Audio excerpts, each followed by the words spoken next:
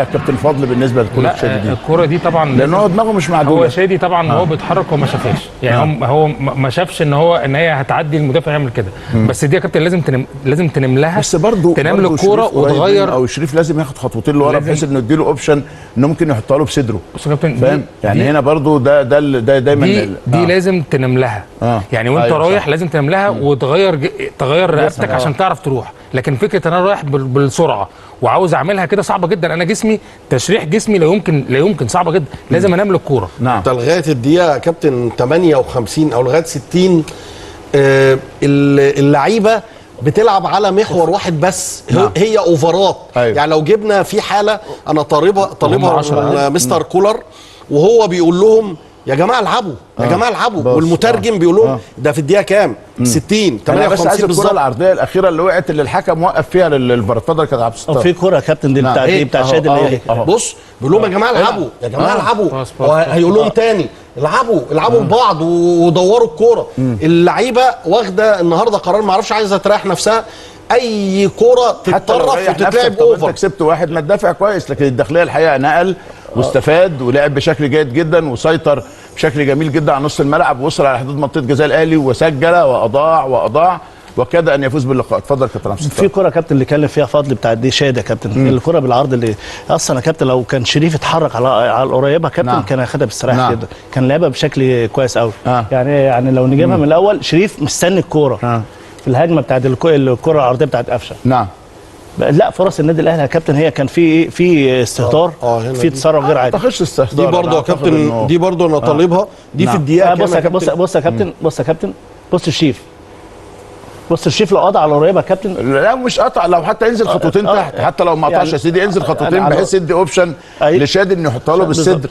لكنه الحقيقه يعني هو بص يا كابتن هو مستني الكوره يعني يقطع على القريبه يا كابتن عليه هتلاقي الكوره تيجي لشادي من السلام. بص يا كابتن قدام المدافع. هي دي كانت فرصه. ده التعادل الرابع على فكره علاء عبد الدعال امام النادي الاهلي. وعلى فكره كمان زي ما قلت رشيد كان بديل في مباراه بيراميدز ونزل وسجل هدفين في هذا اللقاء. والداخليه دائما ما يحرج الكبار، وهو تعادل ايضا مع الزمالك في الدور الاول 1-1 وكان كسبان حتى الثواني الاخيره، ونجح الزمالك في التعادل في الدقيقه السادسه من الوقت بدل الضائع. لكن خلينا ندي لعلاء عبد العال حقه وندي لفريق الداخليه حقها. كابتن عبد الستار، ايه اللي ميز فريق الداخليه حتى يصل الى نقطه التعادل؟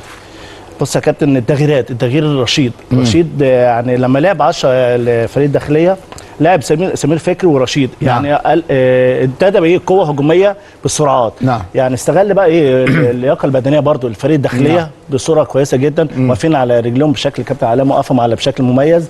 يعني احنا نقول الداخليه الشوط الثاني في اخر ربع ساعه لا فريق مختلف خالص وبيلعبوا 10 بناء على ايه؟ يعني بص يا كابتن هنا الداخليه في الشوط الاولاني بكثافه يعني في فرصه دي الفرصه اللي هي الاولانيه لفريق الداخليه ان هم عندهم عايز يحرز اهداف من البدايه، في ضغط من الاول بيضغط على النادي الاهلي عشان حته الاطراف في مشكله عند النادي الاهلي. كان محمد اشرف ناحيه الشمال النادي الاهلي. بس الشوط الثاني لما فريق الداخليه لما لعب 10 ابتدى كابتن علاء عبد عمل تغييرات، ابتدى يخلي نص الملعب يلعب بالظبط.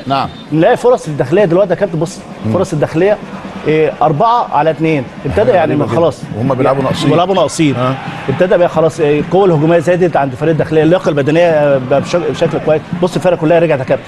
احنا بص اول ما الكوره اتقطعت اللياقه البدنيه بص رجعت بشكل كويس، قطعوا الكوره ابتدوا برضو النواحي الهجوميه على طول هم خلاص بقى في شغل بقى هجومي بشكل كويس. ابتدى كابتن علاء عبد العال ابتدى خلاص يلعب بقى من قدام.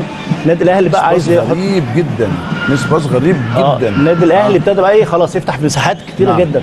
خلاص هو كسبان، المفروض كان يبقى تامين نص الملعب النادي الاهلي. عشان كده بقى الفرص بص فرص الداخليه يا كابتن ودي شبيهه بالهدف بس يعني الوقفه كانت صح. بس عشان كده يا كابتن يعني لا اختلاف المشكله في المدافعين برضه المدافعين دي الجون هنا بص لنص الملعب لازم فاول. في حاجه كانوا يسموها زمان فاول تكتيكي ان شاء الله تاخد انذار. قالب به في الناشئين ان انت دايما وانت الهجوم عندك كتير وقف التغييرات اللي عملت التغييرات الثلاثه المتغيرين